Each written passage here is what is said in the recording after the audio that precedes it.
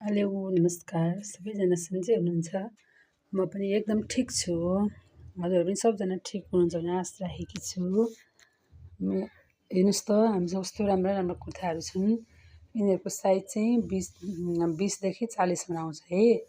हजुरहरूले 5 वर्षको नानीहरूदेखि 16 वर्षसम्मको नानीहरूको लागि साइज आउँछ। कस्तो दामी छ, यस्तो विचित्र कपडामा हो। यो कस्तो क्युट छ हेर्नु त। यो अहिले लेटेस्ट चलेको अहिले यो यस्तो स्ट्रेटवाला हुन्। यसमा एकदम यो भी गलाहरू पनि एकदम चलिरहेको छ।